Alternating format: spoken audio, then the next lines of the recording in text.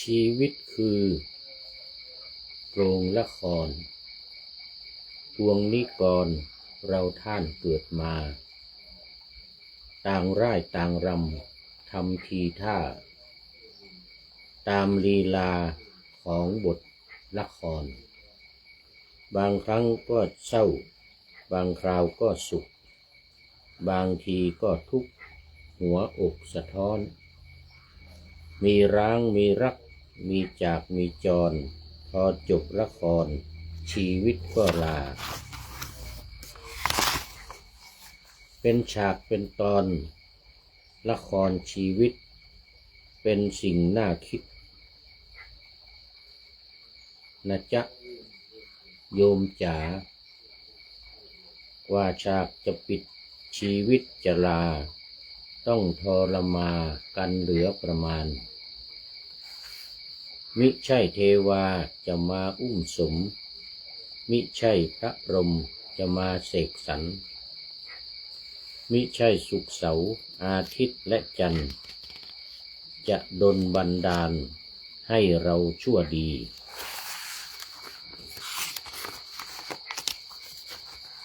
แต่กรรมลิขิตชีวิตของคนยากดีมีจนสุดแต่วิถีกฎแห่งกรรมทำดีได้ดีทำชั่วอับปรีจะเลวระยำทำดีเข้าไว้ในยามตายจากจะมีคนอยากมาช่วยแบกหามมัวหลงทำชั่วพาตัวตกต่ำ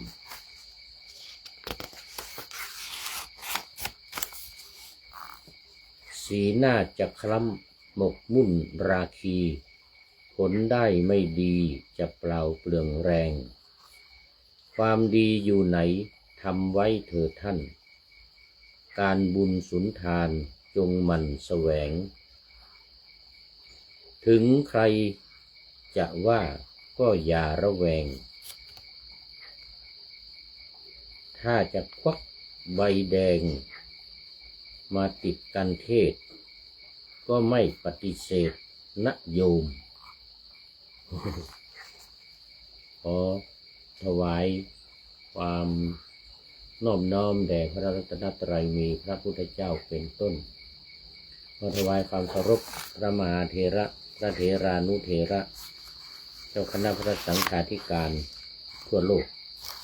มีพระเดชพระคุณพระธรรมเสนาบดีเจ้าคณะภาค7วัดพระธาตุดอยสุเทพเป็นต้นและขออำนวยพรแด่ท่านผู้ฟังท่านผู้ชมสาธุชนพุทธบริษัททั้งหลายวันนี้รายการพระไตรปิฎกลอยฟ้าก็ลอยมาจากวัดพระธาตุดอยสุเทพราชวรวิหารอำเภอเมืองจังหวัดเชียงใหม่ผ่านทางเฟซบุ๊กไลฟ์สวัยเทพบุญเข้าสู่สถานีวิทยุ5แห่งคือ1สถานีวิทยุพระพุทธศาสนาแห่งชาติและจริยธรรมวัดพระธาตุดอยสุเทพระบบ FM 96 เมกะเฮิรตซ์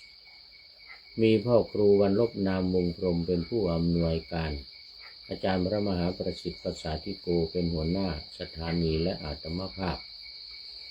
พระครูปริยัติยานุศาสตร์เป็นผู้บรรยายเป็นประจำทุกวันเวลา5 ทุ่มถึงเที่ยงคืน2สถานีวิทยุเพื่อการศึกษาพระพุทธศาสนาและวัฒนธรรมวัดฝายหินตำบลสุเทพอำเภอเมืองจังหวัดเชียงใหม่มีพระครูสมุวิสุวัตวรกิจโจ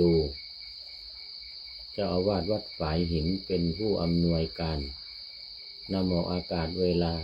8 ถึง 9 นาฬิกาวันจันทร์ถึงวันศุกร์3สถานีวิทยุคลื่นสีขาว พื่อชาวประชาวัดปากทางเจริญอำเภอดอยหล่อจังหวัดเชียงใหม่มีพระครูอภิวัฒนวิกรมเจ้าอาวาสวัดปากทางเจริญรองขออะไร รองเจ้าคณะอำเภอไม่วาง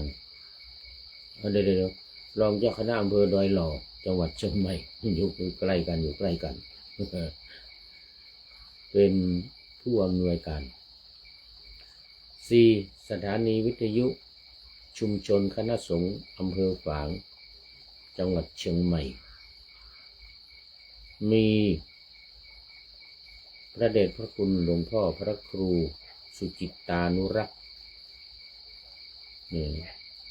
เจ้าอาวาสวัดพระพุทธบาทอุดมหรือน้ำบ่อสาวาเจ้าคณะหลวงพ่อเจ้าคณะอำเภอฝางจังหวัดเชียงใหม่เป็นผู้อำนวยการและ 5. สถานีวิทยุมจร.วิทยาลัยสงฆ์นครลำปางมีอาจารย์จีรศักดิ์ปันลำเป็นผู้อำนวยการสถานี 3 สถานีหลังเนี่ยวัดปากทางเจริญวัดพระพุทธบาทอุดมแล้วก็มจร.วิทยาลัยสงฆ์นครลำปางนำออกอากาศเวลา 8-9 นาฬิกาเหมือนวัดฝายหินวันจันทร์ถึงวันศุกร์ก็ขออนุโมทนาขอบคุณกับท่านผู้อำนวยการทุกรูปทุกคนทุกสถานีไว้ณที่นี้เป็นอย่างยิ่ง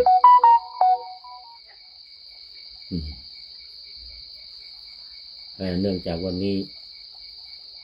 คือวันที่บันทึกเสียงรายการนี้นะ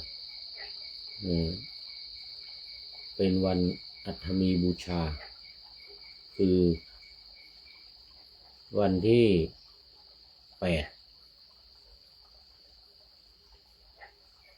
มิถุนายนหรือแรม8 ค่ำวันอัฐมีบูชาคือวันที่เราพระราชทานเพลิง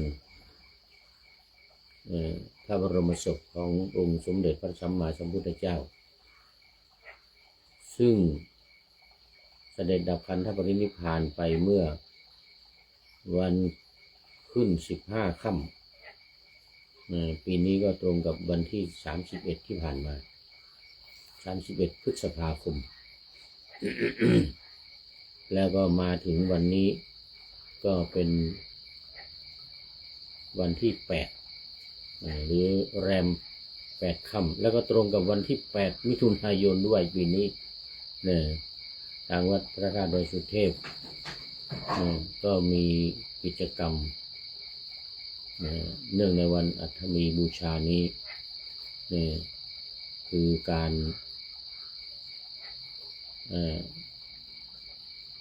มอบใบประกาศนียบัตรของพระภิกษุสามเณรและนักเรียนที่สอบผ่านบาลีและนักธรรมของสำนักวัดพระธาตุดอยสุเทพในวันนี้โดยพระเดชพระคุณหลวงพ่อพระธรรมเสนาบดีแล้วก็มอบรางวัลให้กับผู้ที่สอบผ่านทั้งบาลีทั้งนักธรรมและธรรมศึกษาจากสำนักวัดพระธาตุดอยสุเทพทั้งหมดวันนี้ก็เข้ารับใบประกาศนียบัตรนักธรรมตรีโทเอกแล้วก็ปริญญาธรรมบาลีปริญญาธรรมและธรรมศึกษาธรรมศึกษาตรีธรรมศึกษาโทธรรมศึกษาเอกที่สอบผ่าน สนามหลวงแต่บังเอิญวันนี้ผู้พูดไม่ได้ขึ้นไปร่วมพิธีเพราะว่าต้องเข้าไปโรงพยาบาลตอนเช้านี้ก็เริ่มพิธีตั้งแต่ตอน9:30 นาทีแต่ว่าผู้พูดไปโรงพยาบาลไปเยี่ยมพี่สาวอยู่โรงพยาบาลนครพิงค์อำเภอแม่ริมเขาเรียกโรงพยาบาลป่าแงะอำเภอแม่ริมนะโรงพยาบาลนครพิงค์เยี่ยมพี่สาวอยู่ที่โรงพยาบาลก็เลยไม่ได้ขึ้นไปร่วมในพิธีแล้วไม่รู้รายละเอียดว่าจำนวนที่สอบได้มีเท่าไหร่ธรรมศึกษาบาลีเท่าไหร่นักธรรมเท่าไหร่บาลีนักธรรมตรีโทเอกของพระเนนกี่รูปแล้วก็ธรรมศึกษาตรีโทเอกเท่าไหร่ไม่มีละเอียดต้องขออภัยเพราะว่าไม่ได้ไปอยู่ร่วมแล้วก็ไม่ได้เอา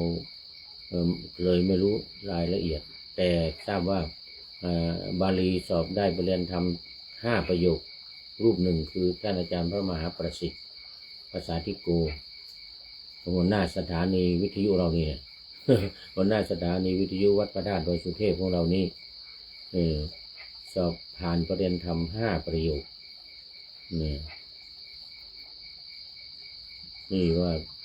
เสียท่าว่าผู้พูดนี่นะได้สอบตก สอบตกประโยค 6ก็เลยไม่ได้รับรางวัลครับได้งั้นก็ได้ขึ้นไปร่วมงานวันนี้ บังเอิญสอบตก แล้วก็ประเด็นธรรมก็มีประโยค 1-2ที่ทราบมาประโยค 1-2 รูปคือท่านมีปางท่านพระมีปางพระ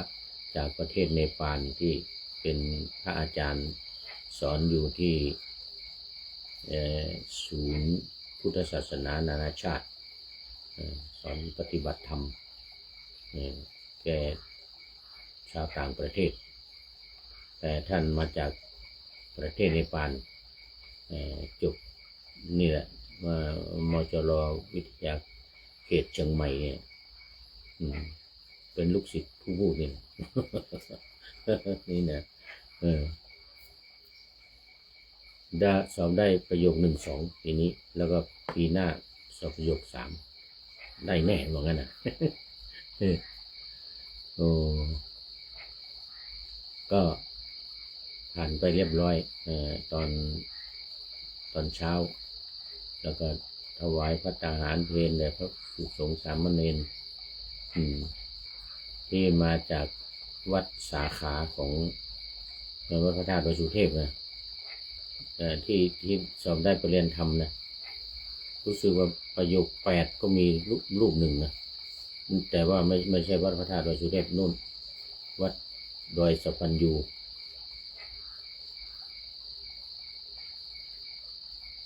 แล้วก็มีวัดเชียงโฉมนะแล้ว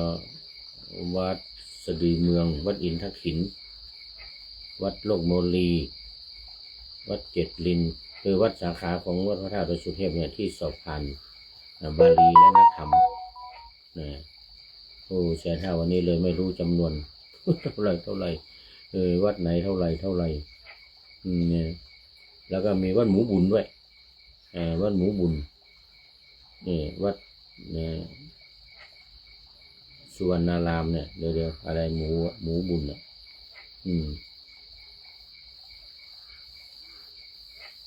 เนี่ยวัดหมูบุญเนี่ยชื่อสวยอยู่นะเดี๋ยว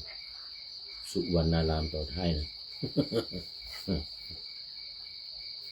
สุกรอะไรสักอย่างหนึ่งนะ จำไม่ได้ละลืมละวัดหมูบุญเนี่ยเป็นสาขาของวัดพระธาตุดอยสุเทพวันนี้ที่สอบผ่านทั้งบาลีทั้งนักธรรมวัดดอยสะพันยูผ่านประโยค 8 1 รูปนะที่พอจำได้นะ แล้วก็มีวัดโลกโมลีวัดเชียงโฉมวัดเจดีย์ป่องเลยนะแล้ววัดเกตลินวัดสะดือเมืองอินทขินวัดอินทขินสะดือเมืองที่ท่านเจ้าคุณพระสุธีวชิรบัณฑิตสุธีวชิรบัณฑิตอาจารย์พระมหาอาทิตย์รองอธิการบดีมจร.วิทยาเขตเชียงใหม่นี่แหละเป็นเจ้าอาวาสนะวัดอินทขินอันนี้ว่าเอาลูกศิษย์มารับรางวัลกันใหญ่เลยวันนี้ แล้วก็วัดเชียงโฉมก็ท่านอาจารย์พระมหารัชตะเดชรัชตะประเรียนทำ8ประโยคเหมือนกันนะประเรียนทำ8ประโยคเจ้าอาวาสวัดเชียงโฉมก็เอาลูกศิษย์มารับรางวัลกันใหญ่เลยนี่สอบได้นักธรรมบาลีโอ้หนึ่งในวันอัฐมีบูชาในวันนี้ ก็ขอแสดงมุทิตาจิตกับนักเรียนทั้งธรรมศึกษา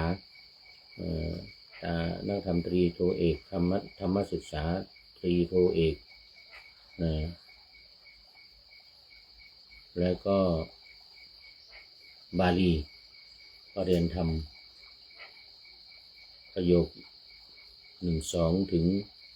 ก็เรียนทำ8ประโยคในวันนี้นะแต่ขออภัยไม่ได้เอารายละเอียด นะเพราะไม่ได้ร่วมงานก็ขอโมทนามุทิตาสักการะมุทิตาจิตกับทุกๆรูปทุกๆนามทุกๆคนไว้ณที่นี้ในเนื่องในวันอัฐมีบูชาในวันนี้คือวันที่บันทึกเสียงนี่นะสำหรับรายการนี้ก็บันทึกเสียงล่วงหน้าว่าคราวนี้4 วันเดี๋ยวก่อน4 ว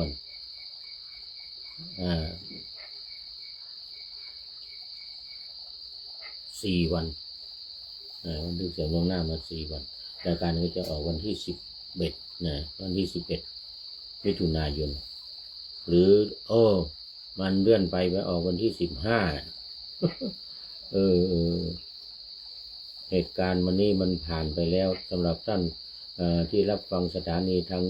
างสถานีวิทยุต้องขออภัยด้วยนะเพราะว่าที่พูดว่าวันนี้มันเป็นวันบันทึกรายการนี้วันที่บันทึกรายการวันนี้เป็นวันที่8มิถุนายนรายการนี้ลงวันที่11ล่วงหน้าหลายวันหน่อยเพราะว่าแอดมินต้องไปตัดต่อแล้วก็ทำเป็น MP3 ดังที่ได้กล่าวไว้แล้ว สำหรับตอนนี้ก็ดึกไปนิดไม่นิดนะ เดี๋ยว4 ทุ่มเนี่ย4 ทุ่มFC ทั้งหลายก็คงจะไม่กระลอกอย่างว่า เอาไม่เป็นไรพูดให้ผีฟังไว้ก่อนเสร็จแล้ววันที่ไปเปิดออกอากาศก็ให้ญาติโยมฟังกันนะแล้วก็ขออภัยอย่างงงเพราะว่าเหตุการณ์วันนี้มันผ่านไปแล้ววันที่8เนี่ยมันผ่านเวลารายการนี้ออกก็อย่างงง ดีเอาละตอนนี้ก็มาเข้าเนื้อหาสาระของพระไตรปิฎกกันเลยวันนี้ยังอยู่เรื่องเดิมฉัปปานสูตรวันนี้เป็นอรรถกถาเมื่อวานนี้ว่าเนื้อเรื่องตามพระสูตร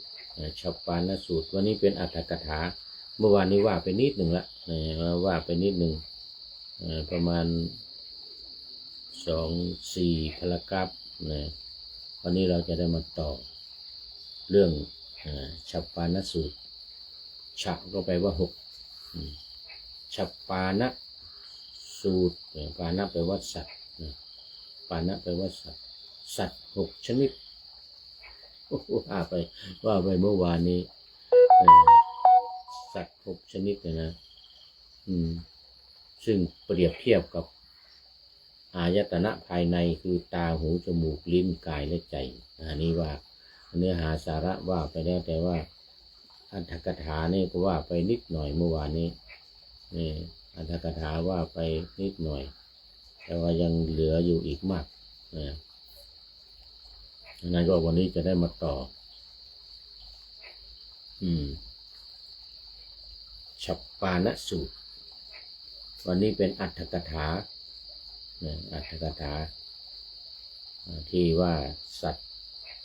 6 ชนิดก็มีนกมีลิง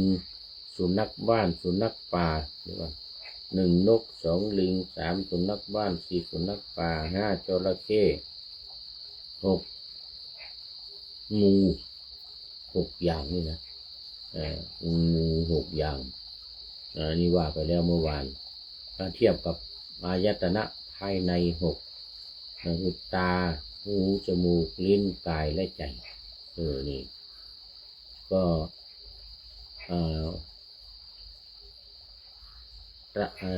ตานี่ก็เหมือนกับงูหูเหมือนกับนกจมูกเหมือนกับอะไรลิงจระเข้จระเข้แล้วก็ลิ้นนี่ก็ลิ้นเหมือนกับสุนัขบ้านกายเหมือนสุนัขป่าหรือสุนัขจิ้งจอกแต่ละใจเนี่ยเหมือนกับลิงหกอย่าง6 ชนิดนี้ก็เปรียบเทียบกันไปแล้วเมื่อวานนี้เนี่ยวันนี้เราจะได้มาต่ออัตถกถาที่อธิบายความเนื้อหาสาระของ เนื้อหาสาระที่ว่าไปแล้วเมื่อวาน ขอไป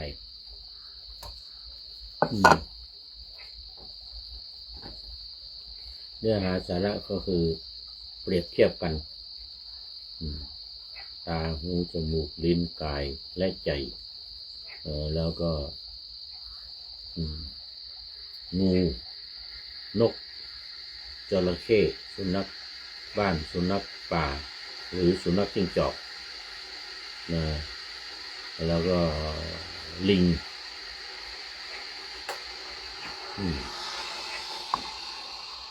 ก็ดื่มน้ำอุ่นหน่อย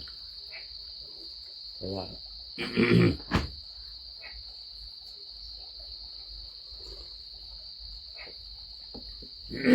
ดื่มน้ำอุ่นให้ชุ่มคอ เป็นหวัดยังไม่หายดี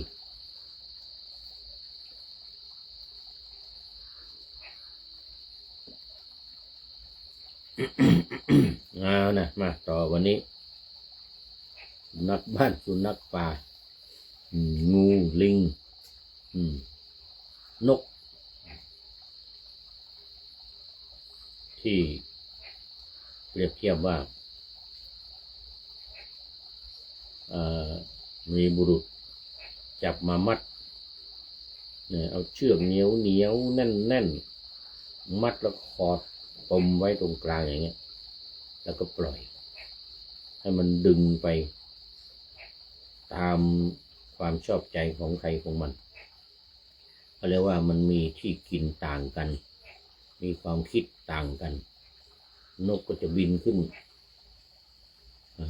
แต่มีแก้หน่อยเมื่อวานว่าหมายถึงนกหัสดีลิงนะที่มีกำลังเท่ากับช้างเนี่ยหัวเป็นช้างตัวเป็นนกตัวใหญ่ๆที่เราปราสาทวางอยู่ข้างบนนั่นนะเสร็จแล้วก็จระเข้ก็จะดึงลงน้ำสุนัขบ้านก็จะพาไปในบ้านสุนัขป่าก็จะพาไปป่าช้าแล้วอะไรอีกลิงก็จะเข้าไปในป่าไปหากินเหลียวต้นไม้อะไรตามที่อยู่ของตัวเองลิงนั่นนะซึ่งเปลี่ยนเหมือนกับใจ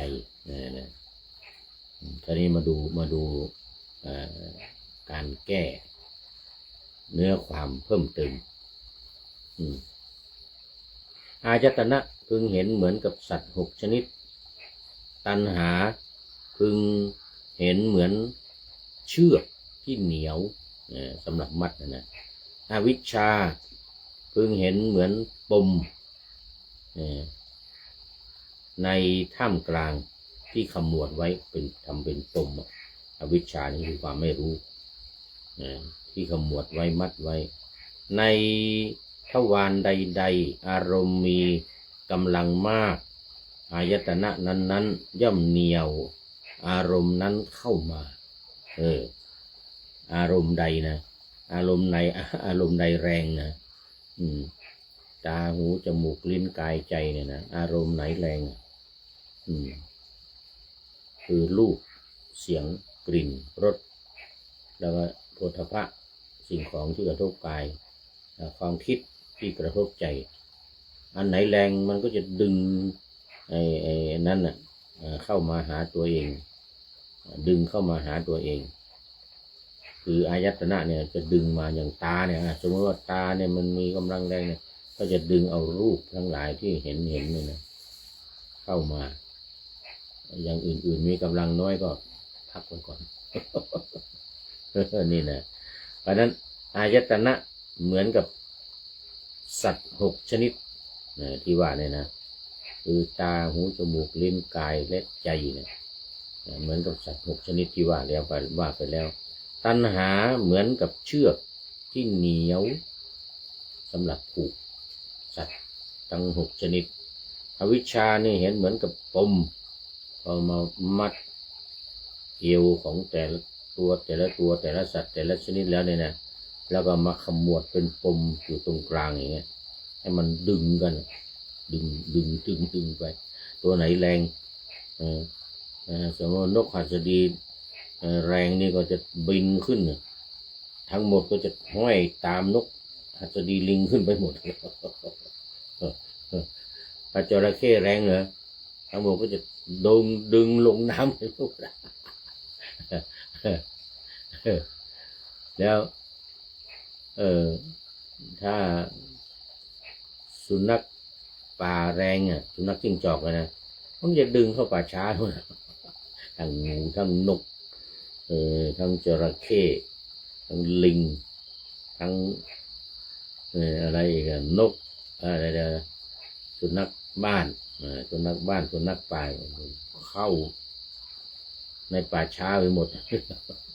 อย่างนี้เป็นต้นนะเปรียบเทียบเพราะนั้น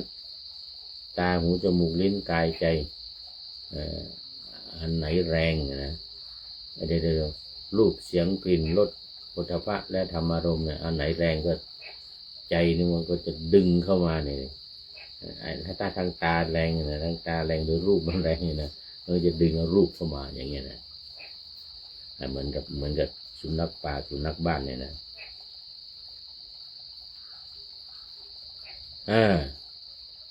แต่พระผู้มีพระภาคเจ้าทรงนำอุปมานี้เปรียบเทียบด้วยสิ่งที่จะพึงเห็นสมกันหรือด้วยสามารถแสดงให้เห็นความแตกต่างกันแห่งอายตนะทั้งหลายใน2 อย่างนั้นเมื่อ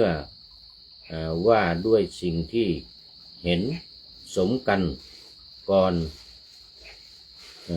กิจแห่งอัปปนาและไม่มีอีกแผนกหนึ่งต่างหากส่วนในบาลีเท่านั้นจึงจัดเป็นอัปปนาคือที่สุด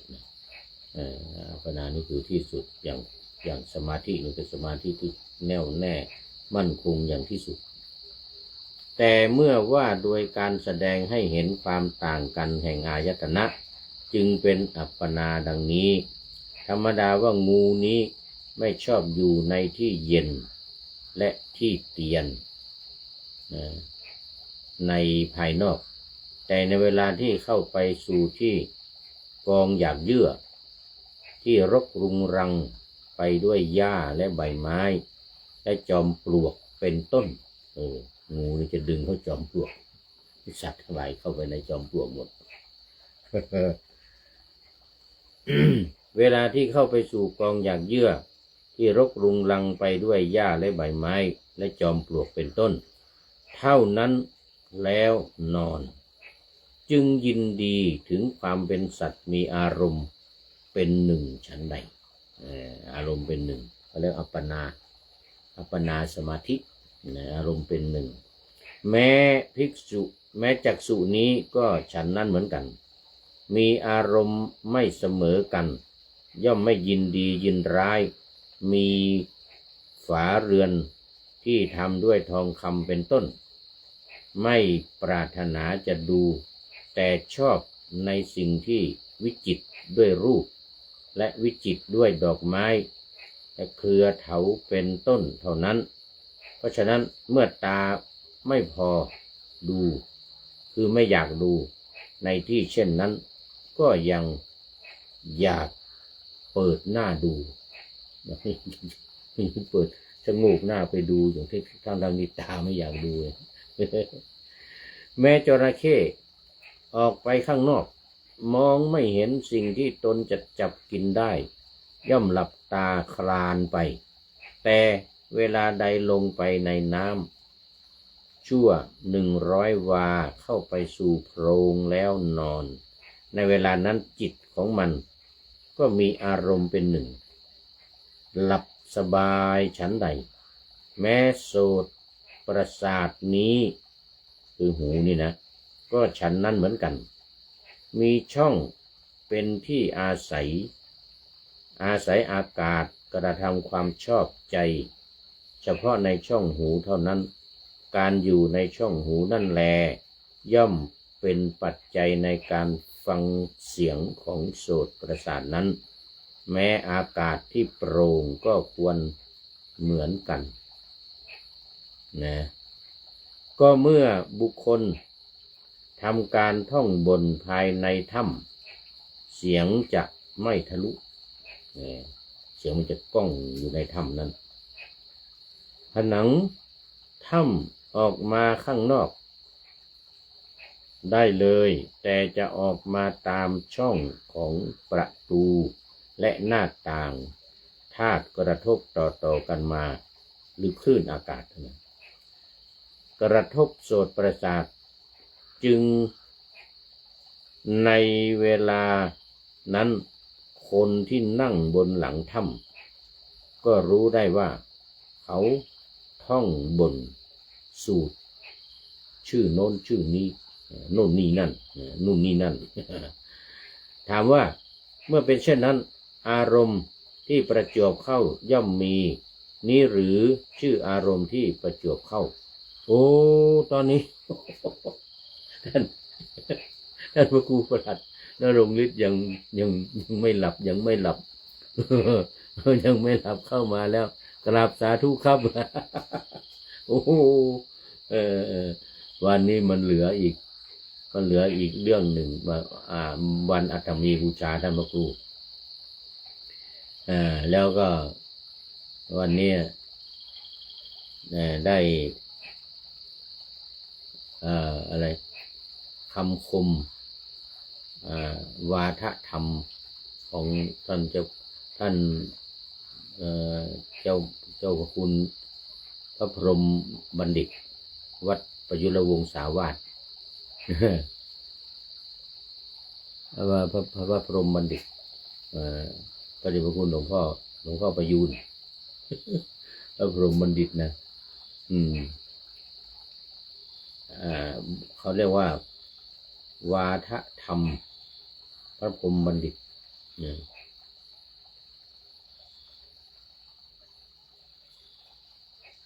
นั่งรถไฟอยู่ครับโอ้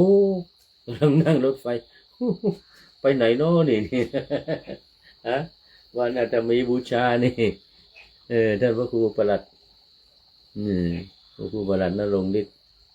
โอ้เมื่อวันก่อนได้ข้อคิดของท่านพระครูประหลัดณรงค์ฤทธิ์มาจั่วหัว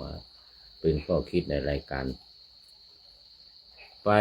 หนองคายครับโอ้ไปหนองคายไปหนองคายมีสำนักปฏิบัติธรรมอยู่ที่หนองคายโอ้นั่งอยู่บนรถไฟก็ยังแสดงว่าคลื่นมันดีนะนี่อินเทอร์เน็ตดีเนี่ย สามารถดูเข้าดูเฟซดูไลน์อะไรได้โอ้ขอบคุณมากผมก็กำลังพูดให้ผีฟังอยู่ท่าน ท่านพระครูเนี่ยโอ้นี่แสดงว่ามันไม่ใช่พูดให้ผีฟังแล้วเนี่ยคนก็ฟังได้ แต่ว่าเฟซนี่มันก็ดูได้ตลอดนะทั้งเดือน1 เดือนน่ะดูได้1 เดือนแต่วิทยุอะไรจำกัดวันไหนวันนั้นก็หมดไปเลยแต่ว่าเฟซนี่ก็ดูได้ตลอดโอ้ขอบคุณท่านพระครูประหลัดเป็นอย่างยิ่งนะครับคราวนี้มาต่อถามว่าเมื่อเป็นเช่นนั้นอารมณ์ที่ประจวบเข้าย่อมมีนี่หรือคืออารมณ์ที่ประจวบเข้าตอบว่าใช่แล้วเป็นอารมณ์ที่มาประจวบเข้าพอดีไปหนองคายถามว่าเดี๋ยวเมื่อกี้ตรงไหนแล้วถ้าเมื่อเป็นเช่นนั้นเมื่อเขาตีกลองเป็นต้นในที่ไกลการจะรู้ว่าเสียงที่อยู่ในที่ไกลเนี่ยไม่พึงมีหรือตอบว่าไม่พึงมีหาไม่ได้โอ้แสดงว่ามีเพราะเมื่ออารมณ์มากระทบโสตประสาทการที่จะรู้ว่าเสียงอยู่ในที่ไกลเสียงอยู่ในที่ใกล้อยู่ที่ฝั่งโน้นฝั่งนี้ย่อมมีข้อนั้นเป็นธรรมดานะถามว่าธรรมดานี้จะมีประโยชน์อะไรตอบว่ามีคือการได้ยินจะมีในที่ที่มีช่องหูถ้าไม่มีช่องหูนี่จะไม่ได้ยินเหมือนการเห็นพระจันทร์และพระอาทิตย์เป็นต้นฉะนั้นเพราะฉะนั้นโสตประสาทนั้นจะไม่มีอารมณ์ที่มาประจวบเลยนะถ้าไม่มีช่องหูบุงเล็ก ถ้าไม่มีช่องหูนี่นะเสียงนี้จะไม่เข้ามากระทบประสาทได้เพราะว่าประสาทมันอยู่ข้างในนี่เรื่องมัน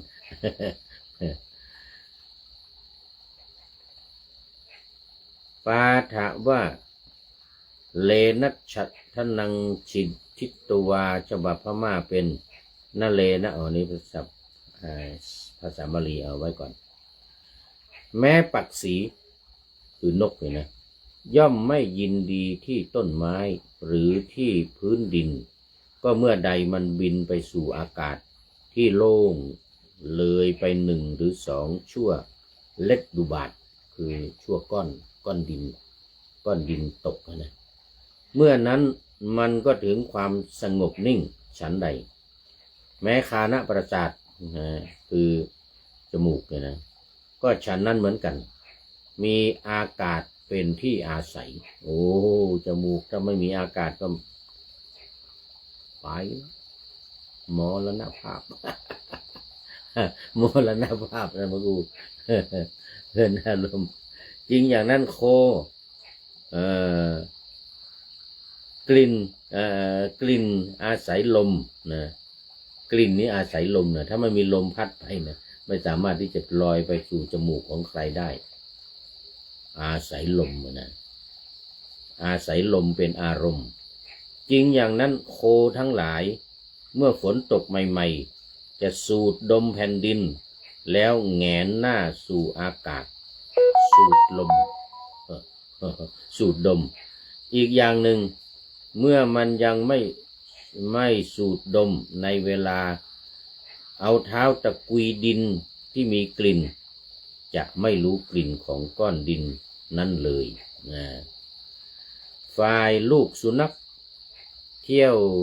ไปภายนอกไม่เห็นที่ปลอดภัยถูกขว้างด้วยก้อนดินและท่อนไม้เป็นต้นแต่เมื่อมันเข้าไปภายในบ้านแล้วคุยเท่าที่เตาไฟนอนจะมีความสบายฉันใดแม้ลิ้นก็ฉันนั้นเหมือนกันโอ้ลิ้นนี่เหมือนกับสุนัขบ้านนะลิ้นก็เหมือนกับสุนัขบ้าน เหมือนกันมีอาหารที่ได้มาจากบ้านเป็นที่อาศัยมีรสอันอาศัยอาโปธาตุนะคือน้ำนะเป็นอารมณ์จริงอย่างนั้นภิกษุแม้บำเพ็ญสมณธรรมตลอด3 ยามแห่งราตรีเช่น6 โมงเย็นถึง4 ทุ่ม4 ทุ่มถึงตี 2ตี 2ถึง6 โมงเช้าอันนี้เป็น3 ยามแบบอินเดียแต่ถ้าเมืองไทยเราจะมี4 ยามนะ4 ยามยังไง6 โมงเย็นถึง3 ทุ่มเป็นยามที่1 3 ทุ่มถึงเที่ยงคืนเป็นยามที่2เที่ยงคืนถึงตี 3เป็นยามที่3แล้วก็ตี 4ถึง6ตี 3ไปถึง6 โมงเช้าเป็นยามที่4อันนั้นในเมืองไทยเรามี4 ยามแต่ในอินเดียเขามี3 ยาม6 โมงเย็นถึง4 ทุ่มเป็นยามที่1 4 ทุ่มถึงตี 2เป็นยามที่2แล้วก็ตี 2ถึง6 โมงเช้าเป็นยามที่3เพราะนั้นยามของอินเดียก็จะมียามละ4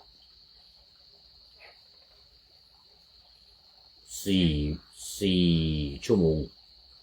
4:32เนี่ยก็ส่วนยามของไทยแนวเนี่ยประเทศไทยของเราเนี่ยจะมี4 ยามละ3 ชั่วโมง6ถึง9 9ถึงเที่ยงคืนถึงตี 3ตี 3ถึง6 โมงเช้าของอินเดีย1ถึง4 1ถึง4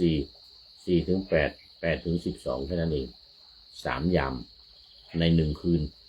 ใน1 คืน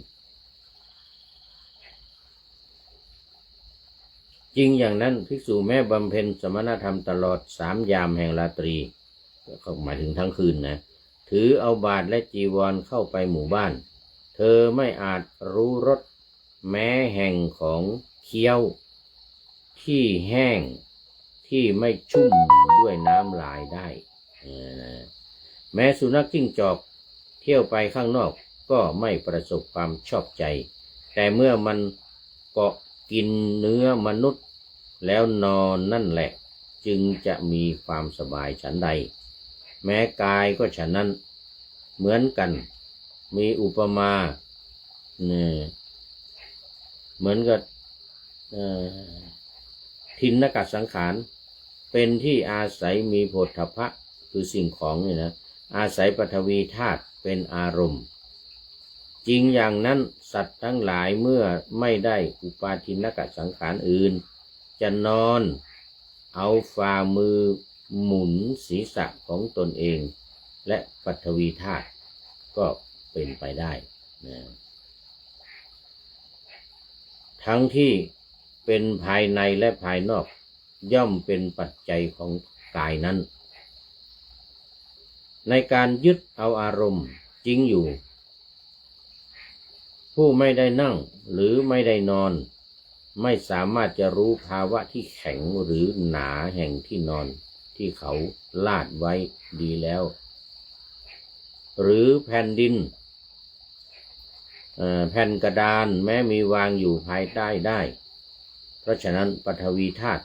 ทั้งที่เป็นภายในและภายนอกจึงเป็นปัจจัยแห่งกายนั้น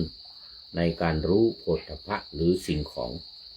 ที่มากระทบกายแม้ลิงเมื่อเที่ยวไปบนอากาศบนภาคพื้นก็ย่อมไม่รื่นรมใจ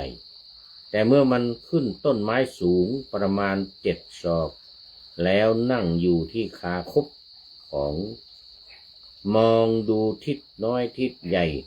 จะมีความสบายใจฉันใดแม้ใจก็ฉันนั้นเหมือนกันชอบสิ่งต่างๆมีภวังคจิตเป็นปัจจัยย่อมกระทำความชอบใจในอารมณ์นานาชนิดแม้ที่เคยเห็นแล้วแต่ภวังคะเดิมย่อมเป็นปัจจัยของใจนั้น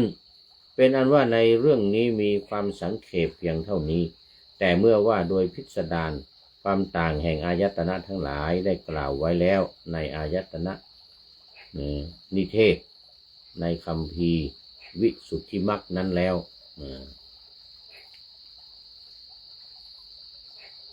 บทว่าตังจักขุนาวินสติความว่าในสูตรนี้ท่านกล่าวเฉพาะบุพการวิปัสสนาว่าบุพภาควิปัสสนาว่าจักษุจะไม่ฉุดเขามาเพราะสัตว์6 ตัวกล่าวคืออายตนะผู้กำหนัดด้วยอำนาจตัณหาที่ถูกผูกไว้ที่หลักคือกายคตาสติถึงภาวะหมดพยศถึงภาวะหมดพยศ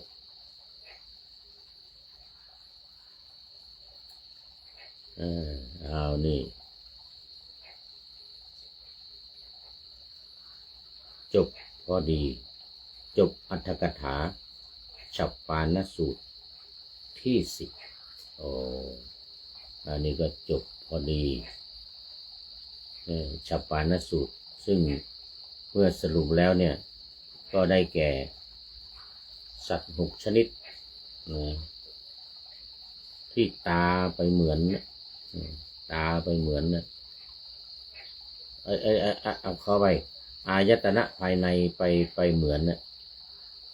ที่เปรียบเทียบกันก็คือตานี่เหมือนกับงูหูเหมือนกับนกจมูกเหมือนจระเข้ลิ้นเหมือนสุนัขป่าสุนัขบ้านกายเหมือนสุนัขป่าแล้วก็ใจเหมือนกับลิงใจเหมือนกับลิงเพราะนั้นสัตว์6 ชนิดเนี่ยก็มีงูมีลิงมีอะไรเมื่อกี้ก็นับครบแล้ว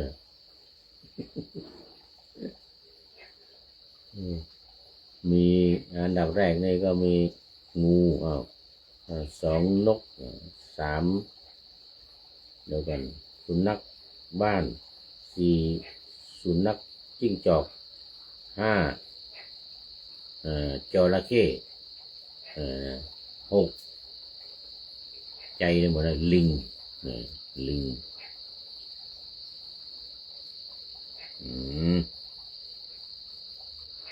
ในปักสีลูกสุนัขจิ้งจอกนี่นะเอาละพอสรุปใน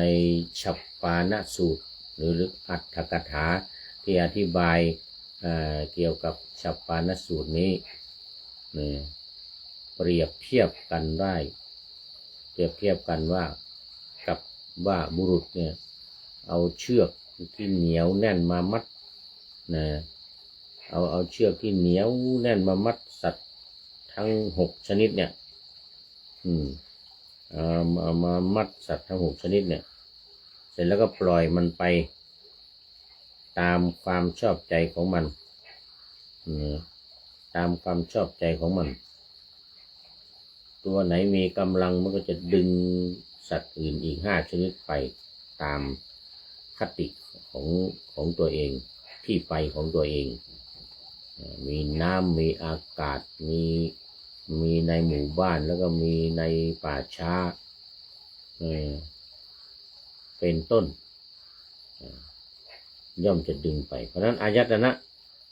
พึงเห็นก็เหมือนกับสัตว์6 ชนิดตัณหาพึงเห็นเหมือนกับเชือกที่เหนียวถ้าจะมาเปรียบเทียบกับเชือกที่มัดสัตว์ทั้ง6 ชนิดแต่ทางธรรมะนี่จะหมายถึงตัณหาคือความอยากความต้องการกามตัณหาเรื่องของกามภวตัณหาเรื่องของภพวิภวตัณหาเรื่องของภพยิ่งขึ้นไปนู่นบนสวรรค์ชั้นอินชั้นพรหมอะไรก็ว่าไปสูงเพราะฉะนั้น ตัณหาจึงเป็นตัวเอกในที่นี้ในการที่ว่าจะกำจัดได้จะต้องอาศัยสติเหมือนกับที่ว่าไว้เหมือนกับสตินะมีสติขาดสตังค์ยังดีอยู่สติคู่สตังค์ด้วยก็รวยใหญ่มีสตังค์ขาดสติหนี้สิบรรลัยทั้งสองไซไปด้วยกันสวรรค์บทกลอนของอาจารย์หน่อยอาจารย์หน่อยวัดเขาสมโพธิจังหวัดอำเภอชัยบาดาลจังหวัดลพบุรีวัดหลวงพ่อคงจัตตมโลว่าเขาสมโพธินะอาจารย์หน่อยนี่แต่งบทประพันธ์เก่งมาก มีสติขาดสตังค์ยังดีอยู่ว่างั้นสติคู่สตังค์ด้วยก็รวยใหญ่มีสตังค์แต่ขาดสติเนี่ยบรรลัยแน่เพราะว่ามีสตังค์หรือว่าถ้าไม่มีสติไว้คุ้มครองคุ้มกันจะไปจ่ายโน่นจ่ายนี่หมด อีลุยฉุยแฉกอันต้องอาศัยสติในทวารทั้ง6เนี่ยตาหูจมูกลิ้นกายใจต้องอาศัยสติเป็นตัวหลักเป็นตัวสำคัญเหมือนว่าสติมาปัญญาเกิดเนี่ยสติเตลิดก็เกิดปัญหา เอามาวันนี้หมดเวลาพอดีแล้วก็จบฉัพพานสูตรอัตถกถาทั้งพระสูตรทั้งอัตถกถาจบบริบูรณ์เลยวันนี้นะเอาแล้วตอนนี้มีท่านพระครูประหลัดณรงค์ฤทธิ์เข้ามาเป็นอาทิกัลยาโนจะเป็นเมื่อกี้เป็นมัชเชกัลยาโนนุ่งงามในร่ำกลางเบื้องต้นไม่มีใครเข้ามาแล้วก็มาสุดท้ายก็มีอยู่คนเดียวก็เป็นปริโยสานกัลยาโนด้วยโมทนาขอบคุณเป็นอย่างยิ่งคราวนี้มาดูข้อคิดท้ายรายการก่อนจะหมดเวลาวันนี้ได้จากผู้ใดหนอแลพระเดชพระคุณหลวงพ่อพระพรหมบัณฑิตวัดประยุรวงศาวาสกทมก็คือกรุงเทพมหานครเนื่องในวันอัฐมีบูชาเขาเรียกว่าคติธรรมวาทธรรมอันนี้เป็นคติธรรมวาทธรรมของพระเดชพระคุณหลวงพ่อพระพรหมบัณฑิตวัดประยุรวงศาวาสอดีตเป็นอธิการบดีมหาวิทยาลัยมหาจุฬาลงกรณราชวิทยาลัยของเรานี่เอง ท่านอาจารย์พระมหาประยูรประเรียนธรรม9ประโยคชื่อประยูรก็มาอยู่วัดประยูรพอดีเลยประยุรวงศาวาส พระพรหมบัณฑิตเดิมก็ชื่อพระมหาประยูรธรรมจิตโตประเรียนธรรม9ประโยคเป็นนาคหลวงด้วยนะเนี่ยนาคหลวงด้วยก็เขียนไว้เรื่องของชีวิตนี่ว่าชีวิตเหมือนโรงละครชีวิตเหมือนโรงละครในคติธรรมวัฒนธรรมประจำวันนี้นะวันที่8เนี่ยอัฐมีบูชานี่คติธรรมวาทธรรมว่าชีวิตคือละครปวงนิกรเราท่านเกิดมานิกรก็คือประชาชนทั้งหลายเนี่ยนะนิกรชนปวงนิกรเราท่านเกิดมาต่างร่ายรำไปตามทีท่าตามลีลาของบทละครเหมือนโลกนี่เหมือนละครชีวิตของเรานี่มันก็คือละครนี่เองบางครั้งก็เศร้าบางคราวก็สุขบางทีก็ทุกข์หัวอกสะท้อนมีร้างมีรักมีจากมีจรพอจบละครชีวิตคนลาเหมือนละครจริงๆเหมือนชีวิตละครคนลาเป็นฉากเป็นตอนละครชีวิตเป็นสิ่งน่าคิดนะจ๊ะโยมจ๋ากว่าฉากจะปิดชีวิตจะลาต้องทรมานกันเหลือประมาณเมื่อนะ มิใช่เทวาจะมาอุ้มสมมิใช่พระพรหมจะมาเสกสรรมิใช่เสาร์อาทิตย์และจันทร์จะมาดลบันดาลให้เราจะดลบันดาลให้เราโชคดีแต่กรรมลิขิตชีวิตของคน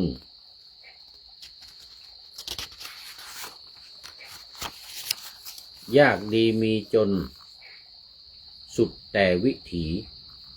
กฎแห่งกรรมทำดีได้ดีทำชั่วอัปรีจะเลวระยำทำดีเข้าไว้ในยามตายจาก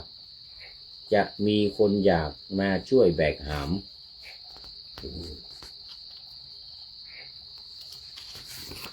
เป็นบทประพันธ์เป็นกลอนแหล่นะนี่นะเป็นกลอนแหล่มาช่วยแบกหามมัวหลงทำชั่วพาตัวตกต่ำสีหน้าจะคล้ำหมกมุ่นราคีผลได้ไม่ดีจะเปล่าเปลืองแรงความดีอยู่ไหนทำไว้เถิดท่านการบุญสุนทานจงหมั่นแสวง